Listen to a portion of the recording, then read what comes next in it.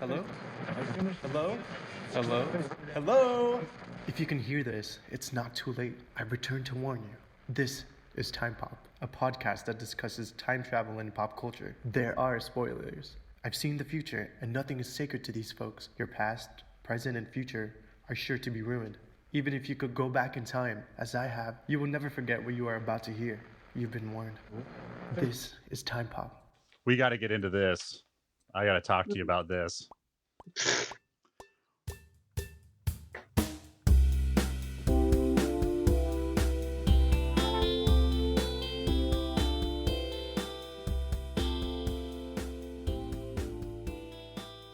Welcome, Chrononauts, as we guide you through the experience of time travel using pop culture as our lazy boy. We will be your constants. I am Des.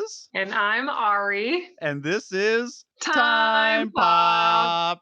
Today, we are discussing Fetching Cody. Yes, we are. Ari, how much do you hate me right now? Oh, boy.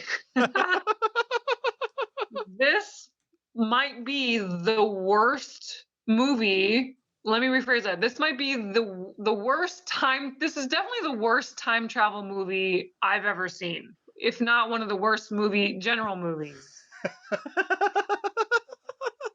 This is definitely the worst movie we've done for this podcast. Yeah. By like, how much would you rather watch? Oh damn it! What's the one? Paradox? Is it Paradox? Was it just Predestination? called? No, was it just called Paradox? That was way back in the day. We did an episode more than a year ago now. Oh, Paradox. Where they're trapped in the basement. Yeah, this is worse than that one. This is where, if I had to pay you to watch this one or suffer through 7 Splinters of Time, what would you do? Wait, refresh my memory. 7 Splinters of Time was which one? We've done so many now. 7 Splinters in Time was it was one of our early ones. It was when I was especially trying to find easy to find episodes, and I was just on Prime, and I was like, oh, there's something, we'll watch this. And you and Scotty got about 20 minutes into it, and you texted me and said no. Oh yeah. I was like, we're not doing this one. I can't even finish it. Yeah. Oh yeah. At least with Fetching Cody, I could finish it. Yeah. It was difficult, but I could finish it. I mean, I guess there's only one art, so that helped. Well, I know what really ruined 7 Splinters in Time for you is seeing the different mustaches they had to tape on that guy's face. Yeah, that was bad. The 7 Splinters in Time is a way better time travel movie. Like, okay. It obviously suffered from being on a budget of $24. Yeah. It was I'm really glad I watched that, and I might do a solo podcast sometime just talking about 7 Splinters, because I still think as a time travel movie it was really cool. Yeah. So why did you pick this movie? I'm curious. This is one, so I've been curating our list just based on internet lists, just because I'm like, I don't know what to watch. We've hit a lot of the high water marks. And so I literally just Googled best time travel movies and went down on page 1 of Google and just went through all of those lists. And of course, 50% of those movies we've done, and all of them were somewhere on my list. But Fetching Cody showed up on a couple of those lists of good time travel movies. And I don't remember reading through and reading why, but I'm like, well, if we're doing a podcast for internet people, then I should use internet people to help narrow down what we should watch. And this one I knew was going to suffer from some things, but the little bit I did read about it made me think that it was going to be at least a cool time travel movie, you know, because they talk about how he has to keep going back and fixing it, which is a lie. So I thought, well, at least it'll tie us in a knot and it'll make for an interesting conversation. But whew. Yeah. So real quick, so we watched Fetching Cody, released, probably not actually released, but they finished editing it February 24th, 2006 at a nice tight 86 minutes. I'm sure that helped get you through it a little bit. Yeah. And just to prove how not released this movie was, it's not rated. It is written and directed by David Ray, starring Jay Baruchel as Art, Sarah Lind as Cody, and Jim Burns as Harvey. And also, I had to write this down. Features local drag queen Robert Kaiser as Sabrina. Okay. This is another movie. We haven't had one of these in a while where the cast is deep in credits. Obviously a lot of movie credits, but there were, Harvey had 130 credits. The mom had over 100 credits. The two leads had like 50 to 70 credits and are still working. And like, this is another one of those movies where it's just, it has a lot of very, well, I don't want to say good actors, but working actors. Yeah, working actors and doing a lot of stuff. And this is a perfect example of like, of what I think happens to a lot of time travel movies, where it's interesting enough to get some real actors, not interesting enough to get, top echelon, but it's easy to coax TV actors into thinking like, all right, this is a good movie, an interesting movie, let's do it. Yeah. And yeah, so those are our facts. I now am waiting in bated breath to hear Ari's overview of Fetching Cody, the Canadian phenomenon, Fetching Cody. Yes. So this movie was very confusing to me. I just thought it was it the complex plot? Well, no. I mean, it didn't know if it wanted to be like more funny or more serious. I don't know. All right. So anyway, it's about a guy who is a drug dealer and a drug user on the mean streets of, is it Vancouver? I think it's Vancouver. Okay. The mean streets of Vancouver in the downtown area. And he has a girlfriend who is also a partakes in drugs. I was going to say partaker, but she's also a prostitute. And he knows this, and that's how she makes her money. And they are very in love. They're very adorable in the beginning of the movie. And then you see her getting into a car to go do a trick. Is that what they call it? Yeah. Do a trick. I heard someone today, I won't say who, ask me about a pot cigarette. That's how they phrased it? Yeah.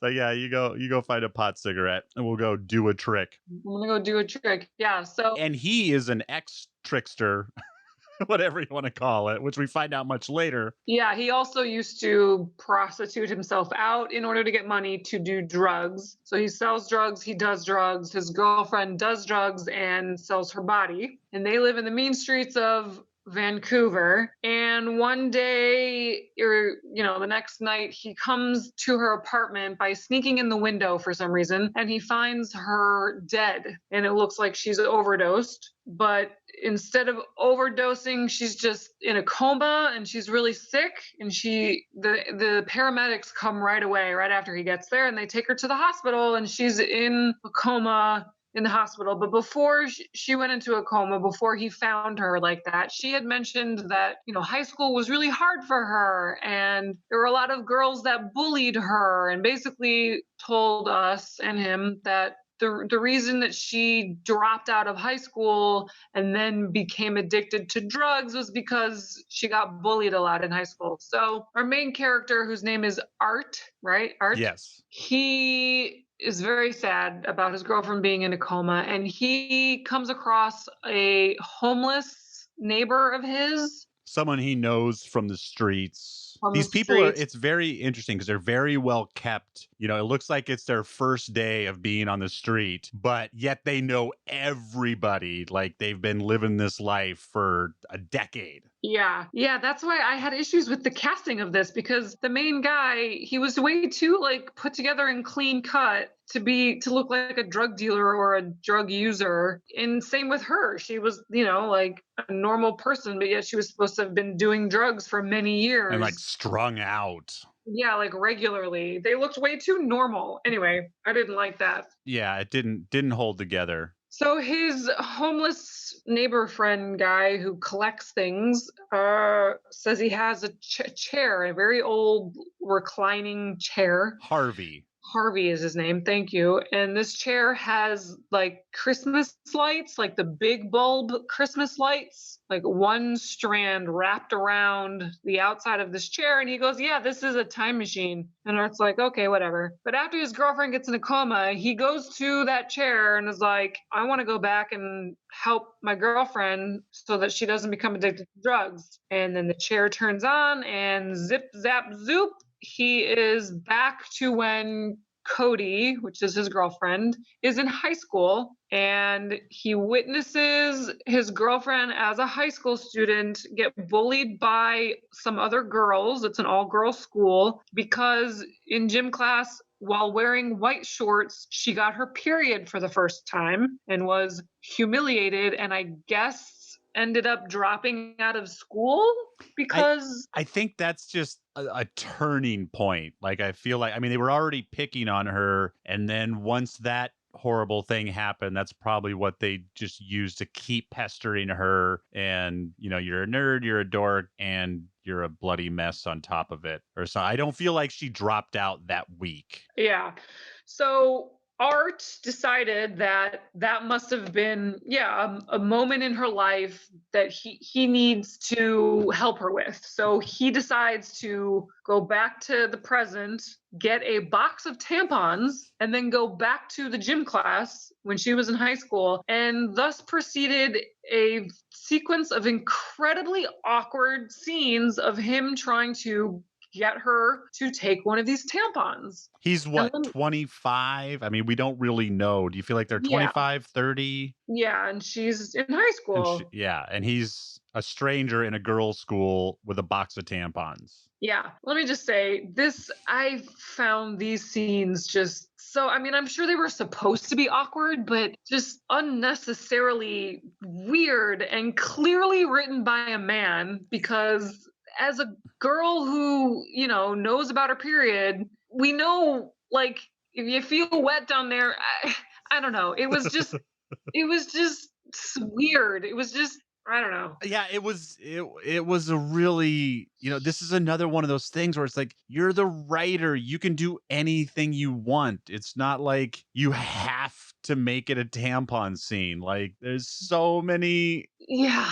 How can you not be 6 months into writing a script and go, maybe not a tampon? I bet you he thought he was being so original because no other movie has had a fairly long tampon scene of trying to get this teenage girl to accept a tampon because she's about to have her period for the first time. He thought he was being so original. It was so awkward. There are so many other scenarios that he could have done instead of dwelling on this, like, you have to take this tampon. No, you need to take this. Just take this. And she's like, what the fuck is wrong with you? So in this process, he keeps going back, and is it during one of these go backs that the younger her mentions her brother? Yeah, at some point he finds out that there was an earlier event that maybe could be the moment he needs to save her. So his goal is to change her life in some drastic way so that she doesn't become a drug addict. Because he goes back, gives her the tampon, then he comes back to the present, hoping that everything will change because of this moment in time that he thinks he's pinpointed, and they don't. Yeah. And she's still in coma in the hospital. Yeah, nothing has changed. So yeah, then he finds out that, like, something about a photo, the night the photo was taken during Christmas. Well, first it's the brother. Oh, the brother, yeah. So first it's the brother, then he's like, okay, shit. Okay, what did the brother do to her? And so then he finds that pinpoint, goes back, and I was so, after the tampon scene and how awkward that was and the direction this writer was going, like, I am so glad we didn't get a gross incest rape scene. Like, the way this writer, oh, I know, I really thought is like, okay, a little bit of heroin, a weird tampon thing, like, oh man, this is gonna get so gross. Yeah, but instead it tried to make somebody shooting themselves in the head funny. It tried to make that scene comical. So then he finds out, he goes back to when somehow he knows the incident of what happened with her brother. And The chair knows. He's just like, take me to. yeah, take me to that moment. So it's when her brother shot himself in the head in the backyard. So he, the first time he gets there and the brother shoots himself. The second time he gets there, he distracts the brother, but then he still shoots himself or something. And it was just trying to make that scene funny, and it just wasn't. It was so awkward again. So then he finds out that brother is shooting himself because he's gay, and everyone found out he was gay because he got a boner in gym class in the locker room. Yeah. So then he's like, it's okay to be gay. No big deal. I used to suck guys off just to get paid to get drugs. It's no big deal. And so then I guess the brother's like, oh, okay, great. Yeah, that's the same thing. Being attracted to guys and paying for your drug habit are exactly the same. So that's my point. It was like funny but serious because some guy's shooting himself and you like see him shooting. You see like the brain and the guts and stuff and like the blood. And then he's like, oh, but yeah, I used to suck anyway. Sorry, you're probably going to bleep that out. It's not a bad word. Yeah, it was just awkward again. So then he helps the brother. He goes back to the present. Cody's still in a coma. But at some point, he learns from Cody that something happened to her when she was 8. Like she got assaulted. Real quick, just to, like I said, I don't want to dwell on this too much, but it's part of why this movie is so weird and so bad. So then he comes back to the present, then goes back to the past again and meets the brother at the boner scene instead of the gunshot scene, and tries to distract him out of that locker room situation. So then the guys won't see his boner. So then he won't be so embarrassed he has to kill himself. And then that'll change Cody's life. Okay, yeah. So then it didn't work. Cody's still in a coma. So then he goes back to when she was 8, apparently, to when she was supposedly assaulted. And they're very vague about how she was assaulted. And the chair takes him to the woods where an 8-year-old her is like playing with another kid. And you hear her scream, but then you hear some laughter. And then Art finds 8-year-old Cody like behind a bush with another kid. What I don't understand, this is where I'm super confused. What made him go to that moment in time was a missing person sign that said Rose. Yeah, I am so confused by this. Was Rose the little girl that they met at the park? Yeah. In the very beginning, yes. Yeah. But how that told him that, or reminded him of a time when she was 8 that she got assaulted. So apparently the assault that he stopped was another boy raping her when she was 8. Was going to. He gets there before that, but I think the assumption is that it led to this other kid. He was like also 8 or 9 or 10 or something. Yeah. Raping her when she was 8. Yeah. Wow. And which is dumb, but it was made even dumber by the confusion with the Rose poster that made him, I don't know. And the funny thing is too, what I kept laughing at is he's using this time machine. The time machine is obviously taking him into the past. He's making these changes. He's expecting drastic changes in the present, and they're not taking place. And so he keeps claiming the time machine doesn't work. I'm like, yeah, it does.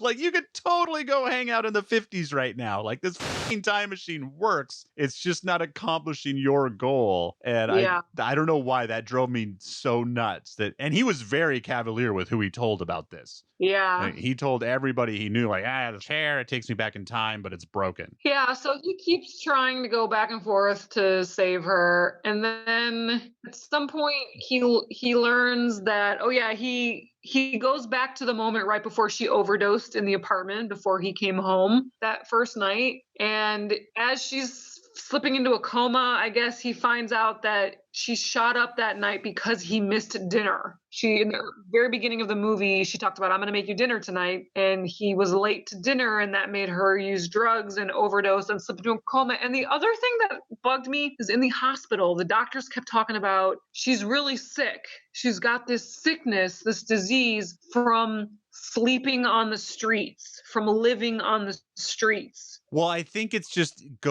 easier for something to go undiagnosed. Like they were as everything in this movie a little weird and vague about that, but I think the living on the streets thing was just you're not going to get a cough checked out when you're living on the streets. Yeah, but they made it seem like, oh, it's not just the drugs that she overdosed on. It's all these other things that she's just really sick. Yeah. And it's essentially because she's homeless. And at one point, Art was like, she's not homeless. She has an apartment. She lives in a place. And he was like getting upset. Like she's not she's not homeless. She doesn't live on the streets. Like we live in a place. And he was like getting upset about that. So as she's slipping into the coma, he finds that it's because he was late to dinner. So then he travels back to. So while he's there. Oh, yeah. So he gets there just in time after she shot up, and then she starts to pass out. And then that's when he hears himself coming up the fire escape. Yeah, and he calls the paramedic.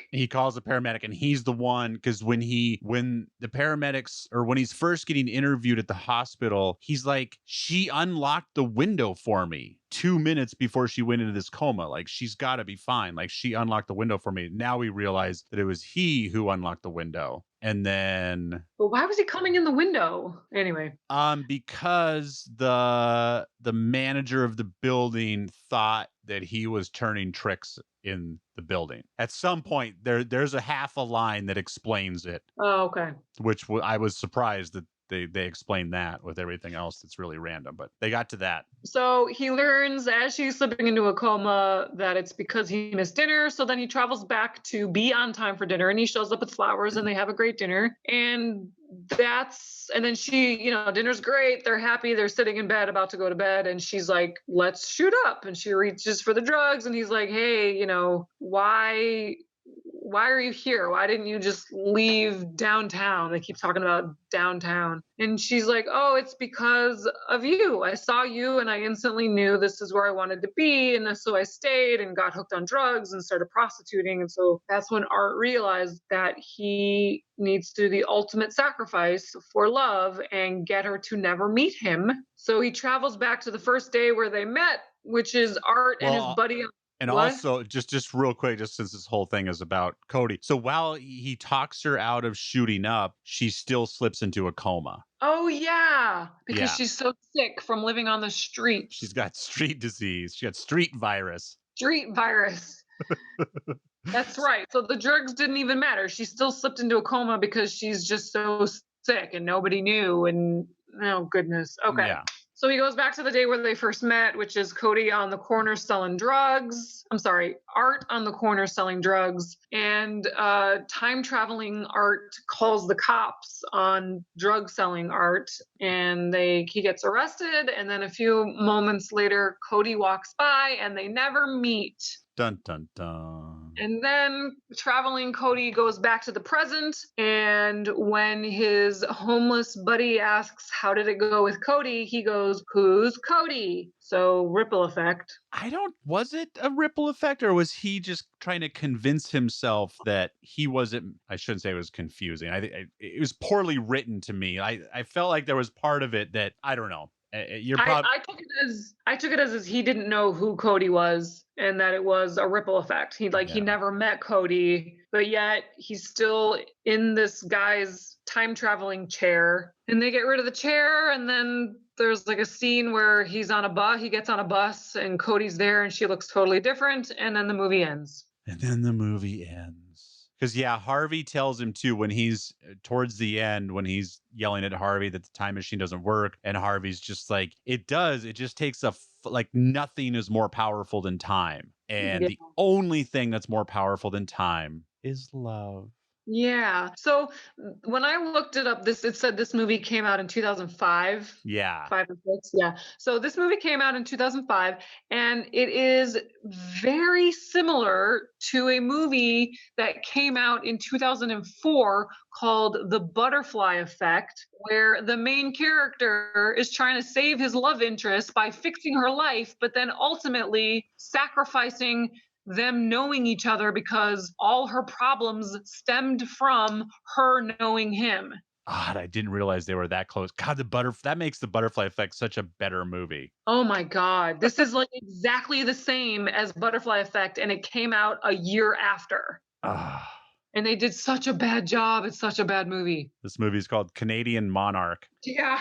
So yeah, I just don't even know. I feel like I'm on an episode of Rotten Popcorn right now. Like I just can't like Yeah. wrap my head around. I mean, was there anyone that actually liked this movie? Did critics like this movie? No, apparently time travel fans think a lot of time travel things thinks it belongs in, somewhere on the list of, time travel movies you should watch if you're into it. And, there's a few nuggets. I kind of like the goofiness of the chair. I kind of got into that. I liked the spiritual nature of that. I liked the fact that it just took you where you wanted to go. You didn't have to punch in the time code and the circuits, and Oh yeah, there was no science, zero science with this movie. none at all. And because at one point when he first gets back to Harvey's place, he sits in the chair and the lights are on, and for some reason that really upsets him. So he unplugs it, and then the lights still come on. And he says the first time he accidentally activates the time machine, he says, "Get me the fuck out of here!" And the time machine just takes him outside. And then so he's like, "What?" And then does he go right then? Does he say, "Take me to Cody"? Does he do one more test, or does he say, "Take me to Cody's tampon debacle"? Yeah. I mean, this movie, I get what you're saying about the lightheartedness of the chair. And that's what it tried to do. It tried to be lighthearted and funny. And the main character, that actor is like good at being goofy and awkward. But like some of the content and some of the scenes were like serious, like an 8-year-old girl getting raped, or like a guy shooting himself because he's like, that's some serious stuff. And these kids are strung out drug addicts, but not really. Yeah. Like if you're gonna go that route, go that route. Don't use it as God, you're right. This is a shitty Butterfly Effect. It's exactly Butterfly Effect. Totally is. Oh, that bums me out even more. Even down to the point where they meet each other, or they're at least near each other in the end, even though they don't know each other. Yeah. Yeah, it's like exactly the Butterfly Effect. Oh. I can't believe you didn't notice that after watching it. Yeah, it's because it didn't. If the ripple effect would have taken place every time, I would have caught on more. But the fact that he went back so many times and nothing changed. Yeah, and that's another issue. He changed like major things in this girl's life, and nothing came of it. That I liked that. I mean, I wish they had dug in more once he finally realized how he could change things. But it's like going back and like getting an A on that math test was gonna make you an astronaut. Like, no, it's not. Like at best, it would have gotten you an ice cream cone after school, Yeah, but preventing something like your brother shooting himself in the head when you were, in high school, that's pretty major. But she was already a little, I don't want to say fucked up, because that's just that's me being on a pedestal, because she's already on medication before her brother shoots himself. She's stealing beers, and I kept trying to figure out how old she was. Like, is she in college now? And it's like, apparently she's like 15, and she's like stealing beers in front of her mom. And okay, can you explain to me the Christmas scene with the blonde kid? So the blonde kid, let me see if I can remember all of this.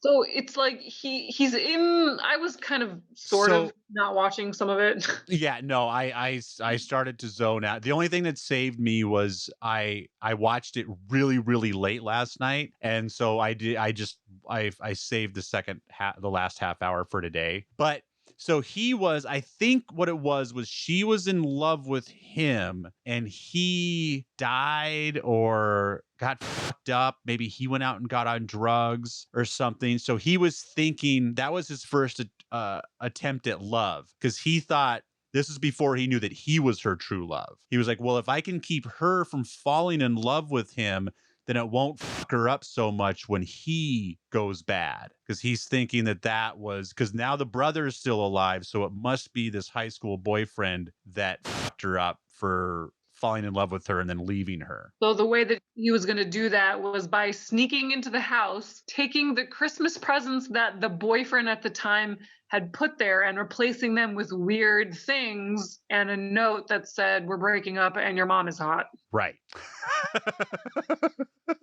Again, an interesting idea. I like the idea of ruining that love relationship. But again, this writer had to get cute to try to wow, this is the first time you have taken a movie I didn't like and made it worse. Yeah. This is saying a lot, everybody. Can I just say, Desmond likes or enjoys pretty bad movies. He is the one person I know that can find enjoyment in pretty bad movies. So for Desmond to say that this is a bad movie means that it's seriously a bad movie. And not just, I don't just like bad movies because they're bad and hilarious. Like, I find something I legit like about it. Like, I like Zardoz, people. Bam! I dare you to watch Zardoz and like it. And I love that movie. But you didn't like this movie, right? You thought this movie was bad. I didn't like this movie anyways, but I still like The Time Machine, but you pointing out the butterfly effect thing, which I don't know how I missed that really. And then, yeah, it's just, I knew the writing was bad, but yeah, you have just managed to take what I already thought was bad about it and make it worse. And I mean, this is probably a pretty low budget movie, right? Yeah, I mean, they had $1.5 million, which I know is low budget, but I mean, Still, they could have done better. For that, for $1.5 million, you can pay someone to go over the script one more time. Exactly. or get someone on set to be like, you know what? Maybe we should scuff his jeans. Yeah, maybe we should black out a couple of his teeth, give him some sores on his face, what actual drug addicts look like. Yeah. Yeah.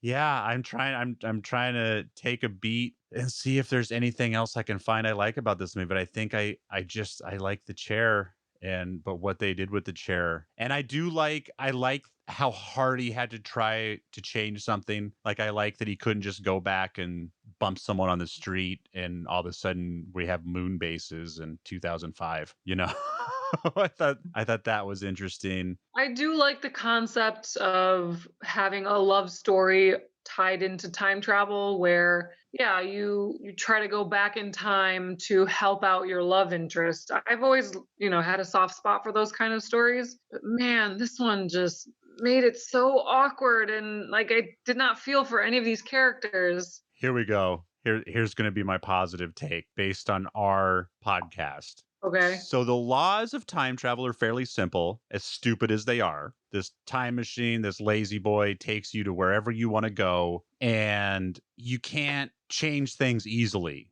Like I said, so the laws are very simply time travel, and so because of that, in the time travel aspect of this, there are few holes. Now, in the script is an Afghan. Yeah. But the time travel. Yeah. So the only thing that they did that has to do with time travel and paradox is when he gets there before she goes into a coma and unlocks the window and calls the paramedic and then leaves. That's the only time they did any kind of laws. Is that what you're talking about? I mean, I guess, yeah, just or any kinds. Well, no, I mean, the laws of just how the time machine works. Oh yeah, there was no science in this whatsoever. And so because of that, and because of the fact that the butterfly effect is almost non-existent, they only cross each other's paths twice, barely, and you buy it. Like, as far as time travel goes, them crossing paths makes total sense. They don't come in contact with each other. There's no black hole scenario. Again, if you have no science, you can't have holes. Yeah. Oh yeah.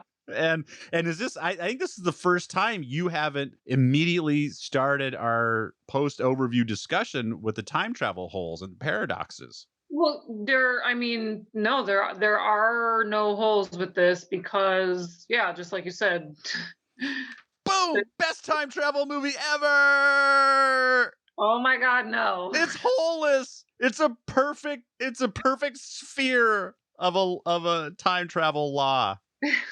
Oh, there can be holes. So there can be the fact that, he did all these major changes and there was no ripple effect, but yet he did do the one ending change and then it was a ripple effect. Oh, Desmond, you want me to find holes? I'll find some holes. No. No, because I believe Harvey that it takes a fucking megaton bomb to create change, and love is the only thing stronger than time. And once he found out who her true love was, he then created change. And the change was her never meeting him, so there was no love. Exactly. Because he's the one that drug her down. It was her love for him that drug her down to the mean streets of downtown Vancouver. So the ultimate sacrifice is what changed the timeline. Well, it was finding out. Yeah, I mean, it's the ultimate sacrifice because that was the love that was stronger than time. Her love for her brother wasn't stronger than time. Her love for her high school sweetheart wasn't stronger than time. It was because he kept going. Her love for not being molested at 8 years old wasn't stronger than time, but her love for him was. Yeah, all right. It's beautiful. It's the most magical love story you've ever heard. Thank you for listening to Time Pop.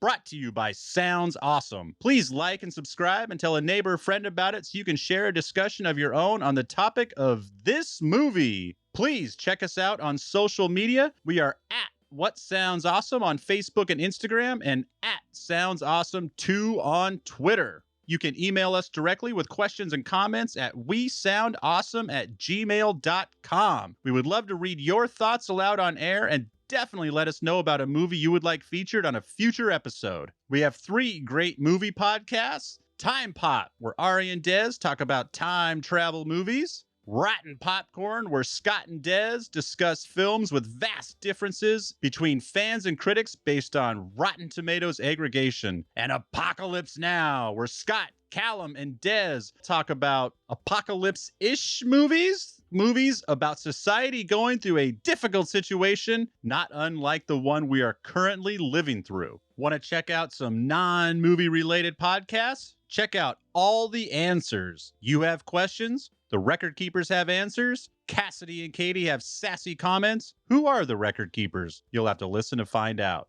And our newest addition to the Sounds Awesome family, Truth Not Trends. Liam Bauer and Jesse Schmidt have a combined 35 years of strength training, and they are here to keep you strong, fit, and motivated through these difficult times.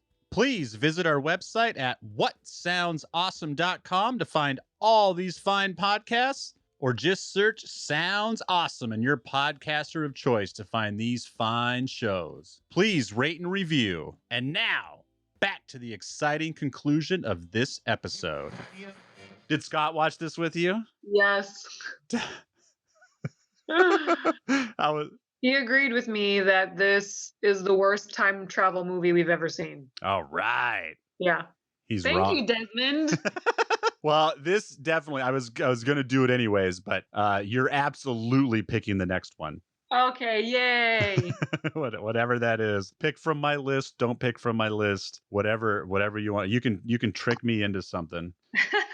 So, I mean, I think especially when the effects on time are almost nothing, like you're using this lazy boy, right? Oh, for sure. Like, yeah, to be able to go anywhere you just imagine, basically. Yeah, for sure we're using this. And this is the coolest, literally laid back time machine Ever. This makes me want to do hot tub time machine soon, because we should do that one. Yeah, you want to do that one next?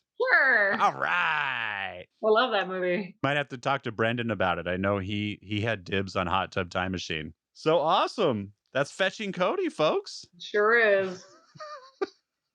I forget what to even say. Thank you for listening. Until next time, this is Desmond McNeese. And Ariel Gala. Bye.